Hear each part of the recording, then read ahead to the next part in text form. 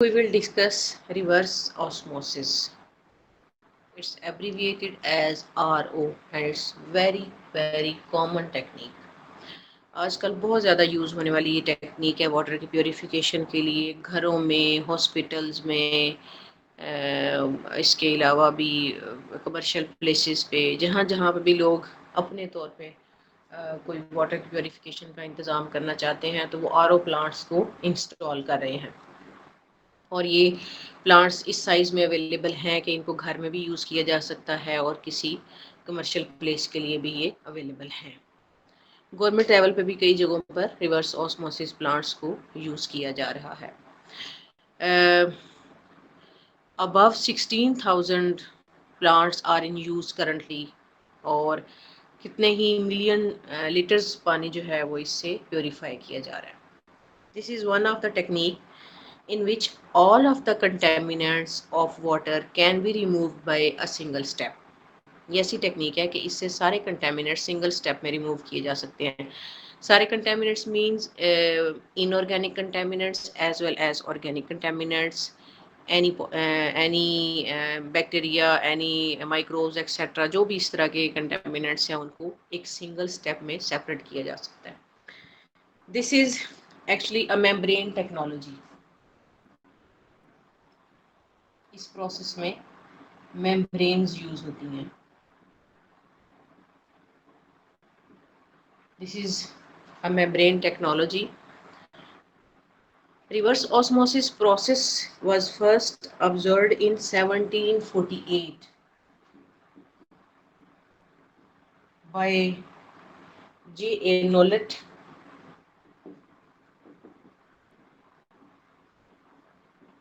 but it was only a lab phenomenon till further 2 centuries. Almost अगले 2 सालों तक यानी 1950s तक ये सिर्फ एक लैब फिनोमिना था। In 1950s, University of California investigated this process for desalination. University of California investigated this process for desalination of saline water. And after that फिर इस प्रोसेस को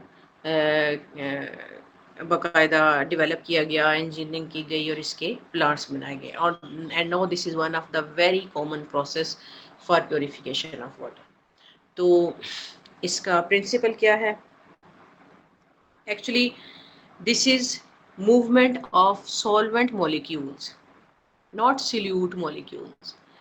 जैसा पहले हम पीछे प्रोसेसेस पढ़ के आए ना, जिसमें हमारा फोकस ये होता था कि जो सोल्यूट है उसको रिमूव किया जाए, उसको कहीं एक्सचेंज कर लें, कहीं ट्रैप कर दें। लेकिन यहाँ पे क्या होता है, यहाँ पे जो फिनोमिना है उसकी बेसिस में है movement of solvent molecules. Solvent molecules को फोकस किया जाता है कि उनको मूव करवाया जाए across the membrane by applying pressure. So this is a solvent diffusion across a membrane. और सॉल्वेंट क्या है? Water.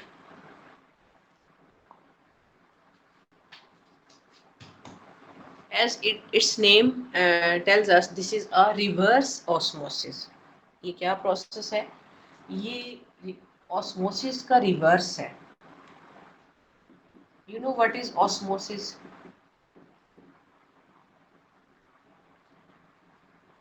Osmosis is movement of solvent molecules through semi-permeable membrane under osmotic pressure. यानी अगर एक सेमी परमिएबल मेम्ब्रेन है, semi permeable membrane means जो special particles को ही allow करती है मूव करना, और सेमी परमिएबल मेम्ब्रेन यहाँ पे जो यूज़ हो रही है वो सिर्फ सॉल्वेंट के मॉलिक्यूल्स को अलाउ कर रही है, यानी वाटर मॉलिक्यूल्स को अलाउ कर रही है मूव करना। तो उस मेम्ब्रेन में से अगर वाटर के मॉलिक्यूल्स ऑस्मोटिक प्रेशर से एक तरफ से दूसरी तरफ मूव करते हैं तो उसको ऑस्मोसिस कहते हैं। अगर हम उसी प्रोसेस को रिवर्स कर देते हैं, that is called reverse osmosis. और रिवर्स ऑस्मोसिस कैसे होगी? By applying pressure more than the natural osmotic pressure. a semi-permeable membrane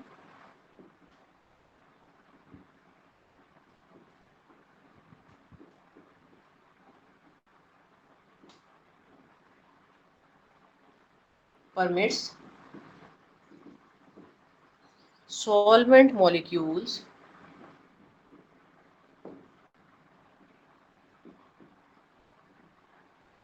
to pass through it.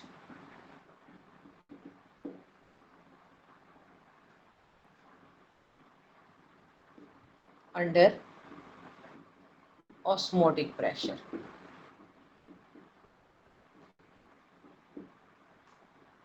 This is called osmosis.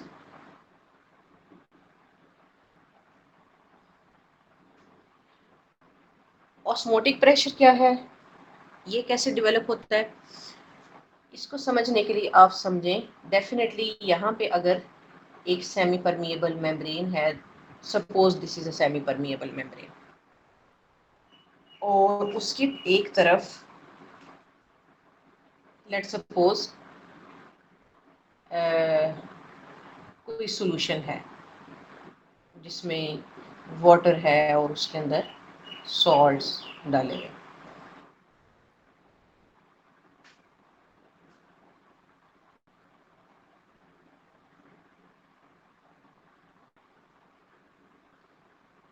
और इस तरफ भी एक सॉल्यूशन है जिसको हम बी कह देते हैं, और इस तरफ भी वाटर प्लस सॉल्ट्स। ठीक है, दोनों तरफ कंसंट्रेशन डिफरेंट है। इस तरफ सॉल्यूशन कंसंट्रेटेड है और इस तरफ सॉल्यूशन डाइल्यूट है।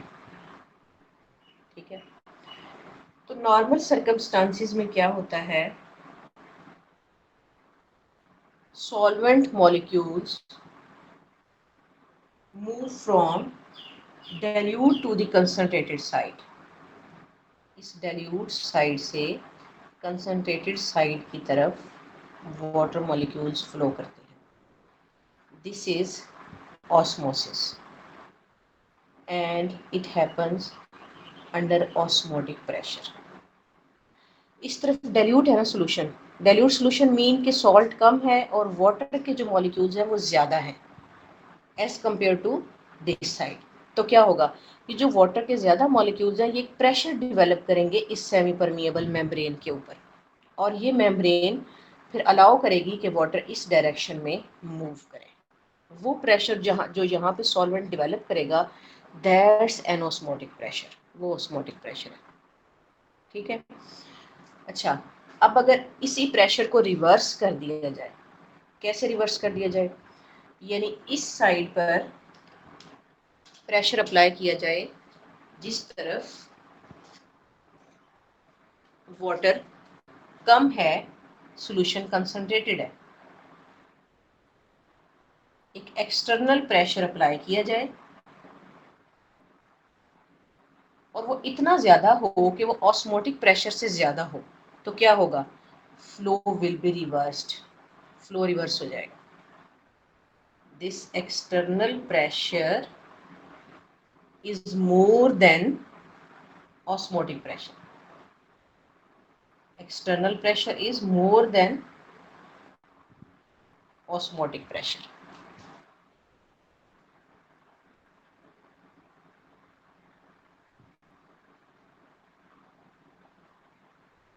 तो क्या होगा, flow of water molecules will be reversed.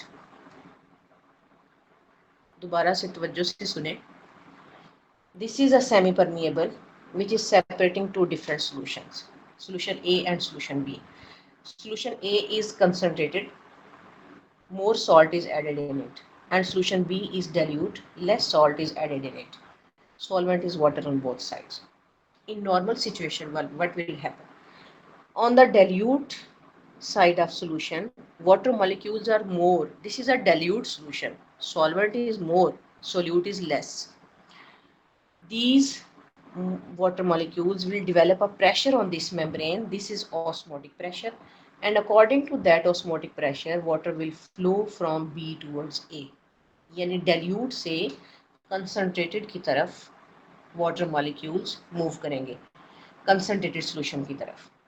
लेकिन इन रिवर्स आप ये भी कह सकते हैं कि जिस तरफ वाटर मॉलिक्यूल ज़्यादा हैं वो उस तरफ को मूव करेंगे जिधर वो खुद कम है। ठीक है, और नेचर का यही फिनोमिना है। एक्चुअली ये वाटर के कंसंट्रेशन ग्रेडियंट के अकॉर्डिंग मूवमेंट हो रही है, from higher concentration of water towards lower concentration of water.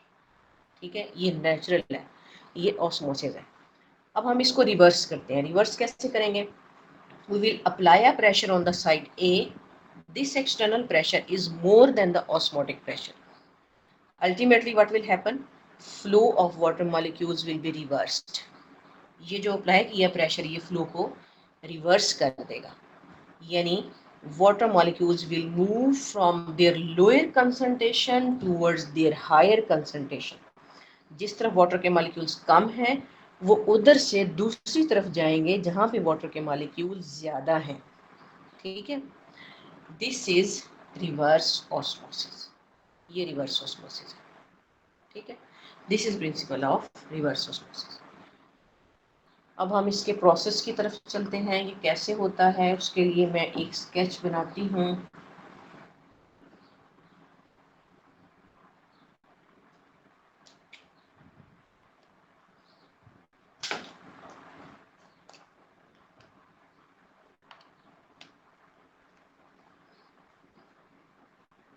This is a simple reverse osmosis cell.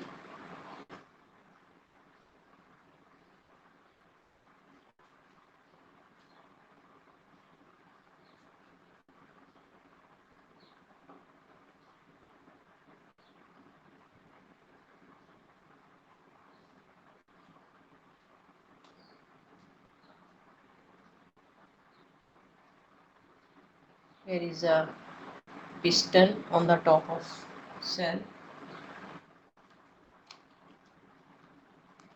At the center is a semi-permeable membrane in red color.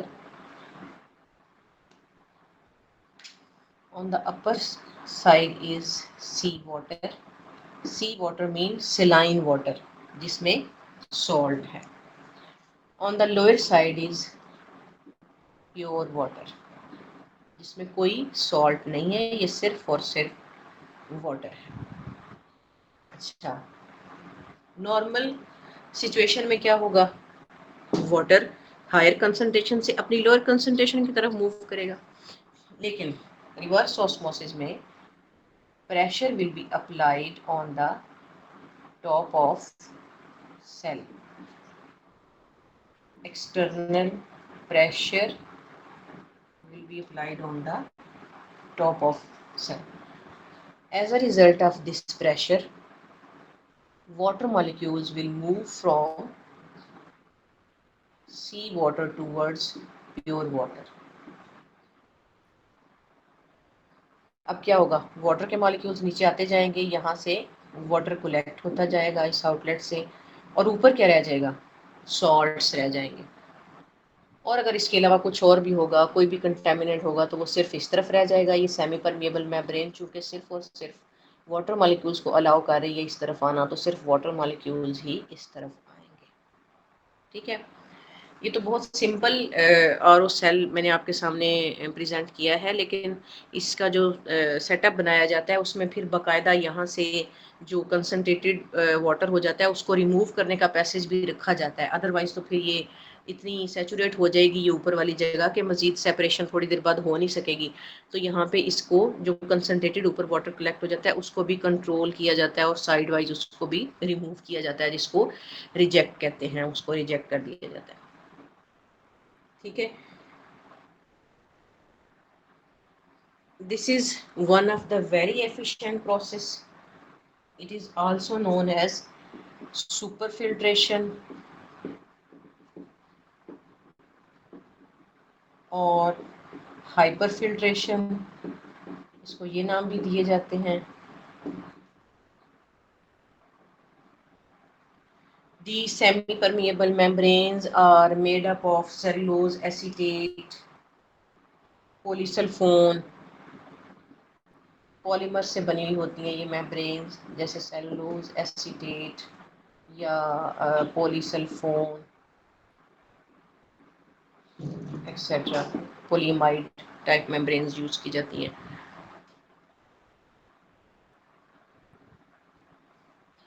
Overall this process is costly, membranes भी change करनी पड़ती हैं time to time, और इस process को run करने के लिए चूँकि प्रेशर यूज़ करना पड़ता है तो प्रेशर पम्प्स लगाने पड़ते हैं, वाटर के फ्लो को कंट्रोल करने के लिए भी पम्प्स लगाने पड़ते हैं।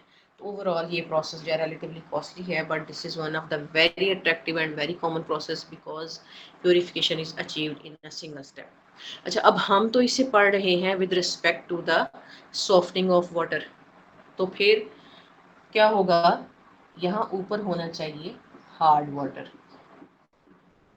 ठीक है, और नीचे आ जाएगा सॉफ्ट वाटर, ठीक है।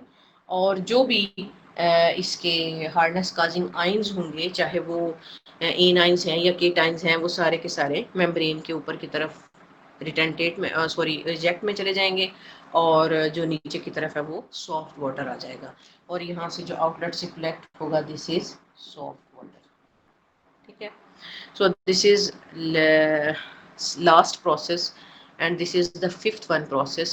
We have studied 5 processes with respect to the external treatments. External treatments में हमने 5 process पढ़े हैं. First one was lime soda process, जो कि chemical precipitation method है. Then we have studied zeolite process, which is based upon the exchange of ions, exchange of sodium with hardness causing ions. And the third one was ion exchange process, that is a demineralization, deionization process, in which all of the minerals, all of the ions are removed. And fourth one was electrodialysis process, which was a dialysis process controlled by electricity, जिसमें electricity current के under ions move होते हैं और pass on होते हैं एक compartment से दूसरे compartment में through ion selective membranes. And today we have studied reverse osmosis process. This is also a membrane technology, very common membrane technology, and it can also be proposed as an external treatment for softening of water to be used in boiler feed. Thank you so much. यहाँ तक हमने external treatments को complete कर लिया है, और अब इसके बाद हम जो सॉफ्टनिंग ऑफ वाटर है उस चैप्टर को ही ऑलमोस्ट कंप्लीट कर चुके हैं, तो हम मूव करेंगे ऑर्गेनिक इंडस्ट्रीज़ की तरफ इंशाल्लाह ताला।